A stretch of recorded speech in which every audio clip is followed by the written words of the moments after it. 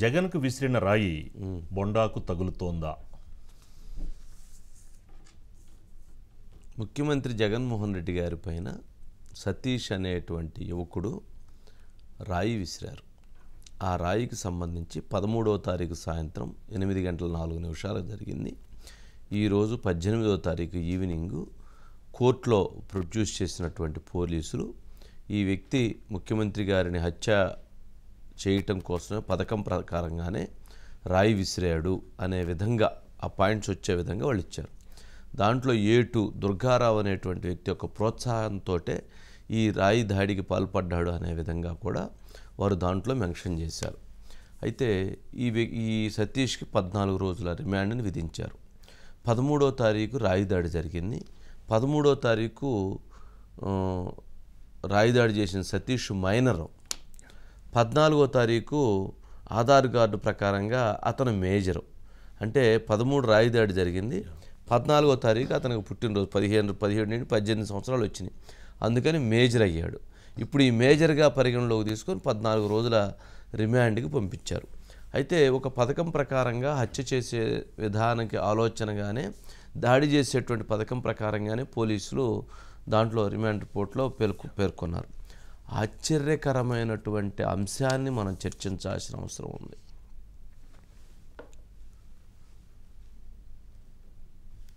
ఒక రాయి ముఖ్యమంత్రి గారి మీద ఈ రాయి దాడి చేయటం తీవ్రంగా ఖండించాల్సినటువంటి అంశమే. దాన్ని తీవ్రంగా ఖండిస్తున్నాం. అయితే ఈ రాయి బొస్సు పైన ఉన్నటువంటి వ్యక్తి పైన ఒక మారణాయుధంగా ఉపయోగించి దాడి చేసేటువంటి ప్రక్రియని మనం గమనించాల్సినటువంటి అవసరం ఉన్నది. బొస్సు పైన ఉన్నటువంటి వ్యక్తి బొస్సు కింద నుంచి పైకి రాయి వేయటానికి కుదరలేదు. ఎక్కడో దూరం నుంచి రాయి వేయాల్సినటువంటి పరిస్థితి వస్తుంది. దూరం నుంచి రాయి వేసేటప్పుడు ఈ సైజు రాయి కనుక తీసుకొని వెయ్యాలి అని అంటే ఆ రాయిని తీసుకొని అంత దూరం విసరలేరు.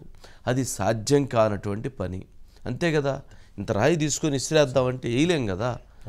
సినిమాలో చూపించినట్టుగా ఏదైనా ఊరగా తంతే రాయి ఎగిరిపోవటం ఉన్నది కదా. ఇంత రాయి వేయటం కుదరదు, ఇంత రాయి వేయటం కుదరదు, ఇంత రాయి వేయటం కుదరదు. ఏదైనా వేస్తే ఈ సైజు రాయి తీసుకొని వెయ్యాలి.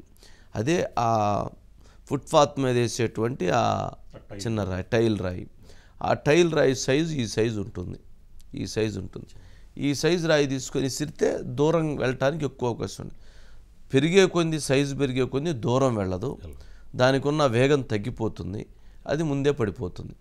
ఎక్కడో దూరాన ఉన్నటువంటి వ్యక్తి, ఏది ఆ స్కూల్ ప్రాంగణం దగ్గరలో ఉన్నటువంటి వ్యక్తి రాయి విసిరితే వచ్చి ముఖ్యమంత్రి గారికి మంత్రి గారి ఇద్దరిని కూడా ప్రాణం తీసేందుకు కుట్ర ప్రకారంగా పథకం ప్రకారంగా సతీష్ ఈ రాయి దాడి చేశాడు అని చెప్పేటువంటి ప్రయత్నం ఏదైతే ఉందో అని పోలీసులు చెప్పినటువంటి కథ ఏదైతే ఉందో కథ అని నేను మరలా ఎందుకు భావిస్తున్నాను, ఎందుకు చెప్తున్నాను అని అంటే ఇది కథ అని చెప్పటానికి నాకు కొన్ని అనుమానాలు ఇక్కడ ఉత్పన్నమవుతున్నాయి. ఎందుకంటే ప్రజలకి వాస్తవాలు తెలియజేయాల్సినటువంటి బాధ్యత మీడియా పైన ఉన్నది. ముఖ్యమంత్రి గారి మీద దాడి ఎవరి వైఫల్యం జరిగిందండి? భద్రతా వైఫల్యం, పోలీసుల వైఫల్యం వల్ల జరిగింది, ఇంటెలిజెన్స్ వైఫల్యం వల్ల జరిగింది, అక్కడ ఉన్నటువంటి సీఎం సెక్యూరిటీ వైఫల్యం వల్ల జరిగింది. దాడి జరగటానికి గల కారణం ఏంటండి? వైసీపీ నేతలు మీరు అక్కడికి వస్తే క్వార్టర్ బాటిల్ 200 రూపాయలు 300 రూపాయల డబ్బులు ఇస్తామని పిలుచుకొచ్చి ఆ పిలుచుకొచ్చినటువంటి వారు అక్కడ వారికి ఇవ్వకపోవటంతో రాయి విసిరారు అనేది జరుగుతున్న ఒక ప్రచారం. ఎందుకు రమ్మని పిలుచుకొచ్చారు? ఏదో ఇస్తామని చెప్పి. ఈగపోవటంతో ఆవేశంగా వాళ్ళు రాయి దాడి చేశారు అనుకుందాం. సరే, పిలిచింది ఎవరు? వాళ్ళంతటి వాళ్ళు రాలే, పిలిచారని చెప్తున్నారు. అది కూడా ఇన్వెస్టిగేషన్లో మరి ఆ పిలిచిన వ్యక్తులు ఎవరు, ఎంత ఇస్తామన్నారు, వాళ్ళకి సంబంధించినటువంటిది మెన్షన్ చేయలేదు. ఎందుకు? వైసీపీ వాళ్ళు పిలిస్తేనే వచ్చారు కాబట్టి వాళ్ళు ఇవ్వకపోవటం వల్ల దాడి జరిగిందనేటువంటి సమాచారాన్ని దాంట్లో మెన్షన్ చేయలేదు. ఓకే, మరి ఆ బస్తీవాసులు అందరూ మాకు డబ్బులు ఇస్తాము, 200 ఇస్తాము, 300 ఇస్తాము రమ్మని చెప్పని పిలుచుకు వెళ్ళారని చెప్పని కూడా ఆ బస్తీవాసులు చెప్తున్నారు, వడ్డర బస్తీవాసులు. మరి అది ఆ డేటాని అక్కడ క్లియర్గా పొందుపరచలేదు. వచ్చిన తర్వాత రాయి దాడి జరిగిందనేటువంటి దాన్ని మనం మాత్రం చెప్తున్నారు. అది కూడా హత్య ప్రకారం. ముఖ్యమంత్రి గారికి ఇప్పుడు వేసినటువంటి రాయి సతీష్కి అంటే గులకరాయి అని అంటున్నారు, నేను గులకరాయి అని నేను అనను. రాయి ఏదైనా చిన్న సైజు రాయి. ఆ రాయి విసిరినటువంటి వ్యక్తికి ముఖ్యమంత్రి గారికి మధ్య ఏమైనా ఆర్థిక వివాదాలు ఉన్నాయా, రాజకీయపరమైనటువంటి కక్ష సాధింపులు ఉన్నాయా, లేక ఏమైనా ఇతర విభేదాలు ఏమైనా ఉన్నాయా? లేదు, ఆ దుర్గారావు ప్రోద్బలంతో అంటున్నారు. దుర్గారావుకి ముఖ్యమంత్రి గారికి ఏమైనా అటువంటి వివాదాలు ఏమైనా ఉన్నాయా? రైట్. రెండోది, రాయి విసిరి చంపాలి అనేటువంటి ప్రయత్నాన్ని అసలు చేయటం సాధ్యమైద్దా? నెంబర్ 2. నెంబర్ 3, అసలు ఆశ్చర్యంగా మనం గమనించాల్సింది ఏంటంటే ఈ వ్యక్తికి నేర చరిత్ర ఏమైనా ఉన్నదా? ఎవరు ఈ అబ్బాయికి? లేదు, షార్ప్ షూటర్గా ఇతను ఎక్కడన్నా ఇంతకుముందు గతంలో ఎవరినన్నా షార్ప్ షూటర్గా రాయితో కొట్టి చంపినటువంటి కేసులు కానీ, రాయితో కొట్టి చంపొచ్చు అనేటువంటిది ఇతను ఎక్కడన్నా గతంలో ప్రాక్టీస్ చేసి ఉన్నాడా, లేదా చంపి ఉన్నాడా ఈ యువకుడు అనేది కూడా వాళ్ళు మెన్షన్ చేయాల్సి ఉంది. పోలీసులు ఒక నిందితుడిని తీసుకొని ఆ విధంగా పరిగెడుతున్నారు అని అంటేనే పోలీసుల వైఫల్యం ఏంటో అనేటువంటిది అర్థమవుతుంది. పోలీసులు ఎవరైతే ఆ నిందితుడిని తీసుకొని పరిగెడుతున్నటువంటి దృశ్యాన్ని చూస్తేనే అక్కడ ఎంతటి వైఫల్యంగా ఉన్నారు, ఎంతటి బాధ్యతారాహిత్యంగా వ్యవహరిస్తున్నారు అనేటువంటి దానికి అనుమానాలకు కారణమవుతుంది. పోలీసుల వైఫల్యం వల్లనే దాడి జరిగింది. మరి 5 రోజుల పాటు ఈ కేసుని ట్రేస్ చేయలేకపోయారు. ఎవరి వైఫల్యం వలనైతే దాడి జరిగిందో అదే వైఫల్యం 5 రోజుల పాటు విచారణ కోసం 5 రోజులు సమయం తీసుకున్నారు. నెంబర్ 3, చివరికి ఈ రాయితో హత్య చేయాలనేటువంటి ప్రయత్నానికి ఆ యువకుడు పూనుకున్నారని చెప్పని దాంట్లో మెన్షన్ చేశారు. ఇది నెంబర్ 1.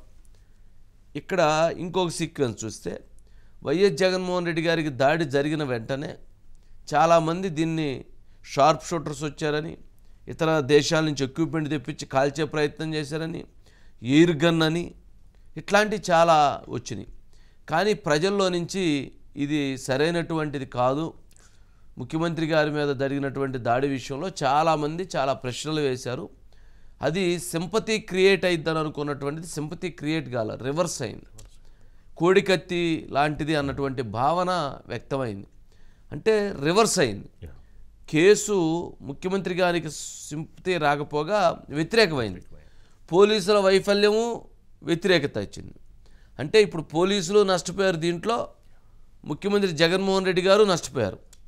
ఇప్పుడు ఇద్దరూ కలిసి చేసింది ఏందయ్యా అంటే వాళ్ళిద్దరు స్కిన్ సేవ్ చేసుకోవటం కోసం, వాళ్ళిద్దరూ వాళ్ళ మీద పడినటువంటి అపవాదని, వాళ్ళకి జరిగినటువంటి నష్టాన్ని, వాళ్ళకి జరిగినటువంటి కష్టాన్ని, లేక దీన్ని డ్రైవ్ చేసుకోవటం కోసం 5 రోజుల పాటు దీన్ని ఒక ఇన్వెస్టిగేషన్ ప్రక్రియ కింద తీసుకొని దీని చివరికి ఎవరైతే ఈ కేసులో ఫెయిల్యూర్స్ వలన జరిగినటువంటిది ఏదైతే ఉందో వాళ్ళే ఈ కేసులో దీన్ని తీసుకొని ఆ యువకుడి మీద, ఆ ఇంకొక వ్యక్తి దుర్గారావు అనేటువంటి వ్యక్తి మీద కేసులు రిజిస్టర్ చేయటం కోసం అదే కేసు రిమాండ్ రిపోర్ట్లో పొందుపరిచారు.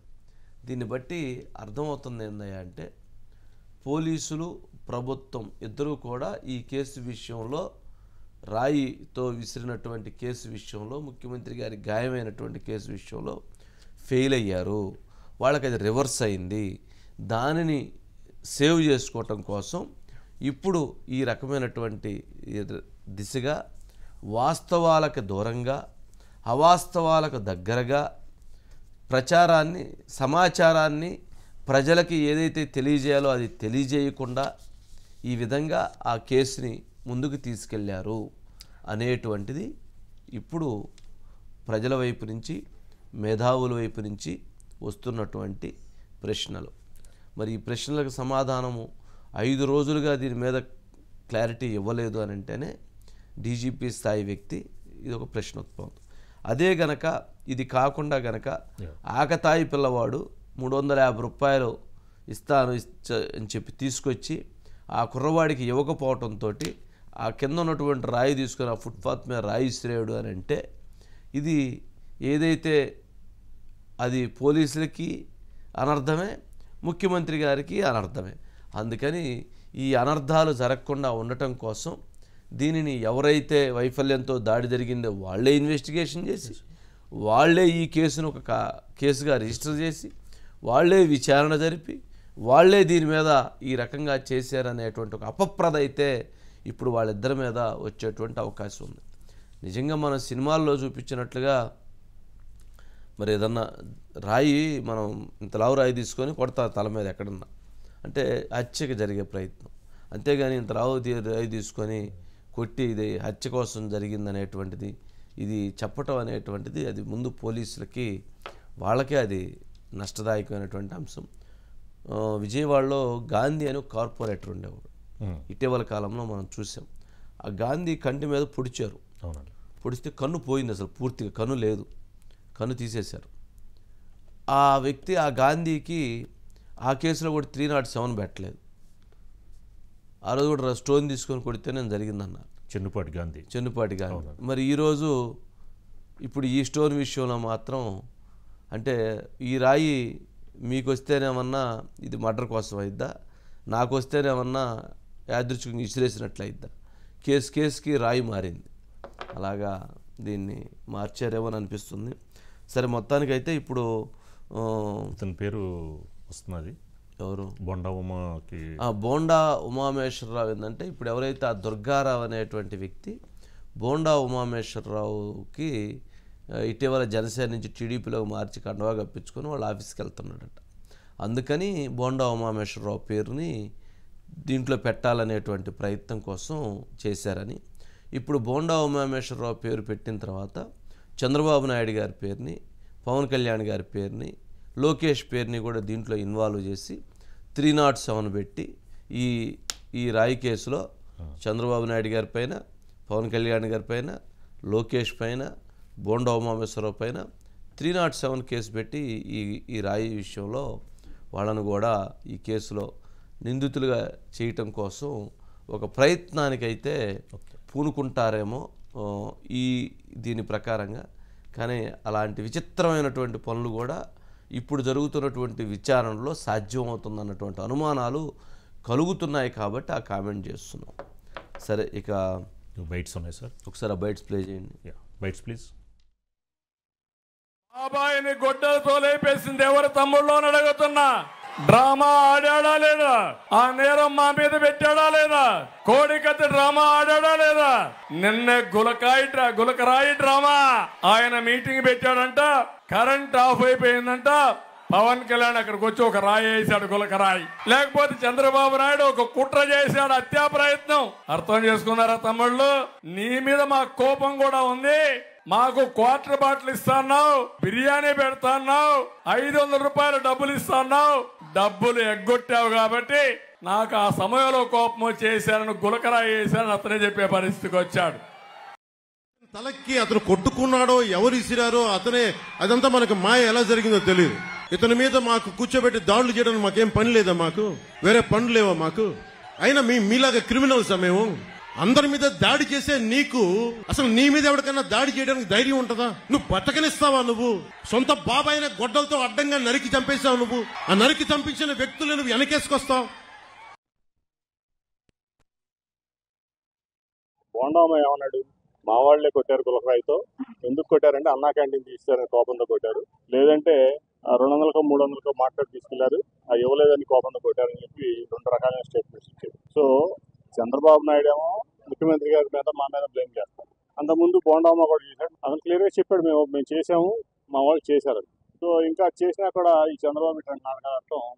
అతను ఆల్రెడీ 14 ఏళ్ళు ముఖ్యమంత్రి చేశాడు, 45 ఏళ్ళు ఇండస్ట్రీ అంటాడు, కానీ లేక బుద్ధులు పోనించుకోడు చంద్రబాబు నాయుడు. ఇటువంటి పనులు ప్రజల్ని నచ్చగొట్టే మాటలు చేయటం చంద్రబాబుకి అలవాటు.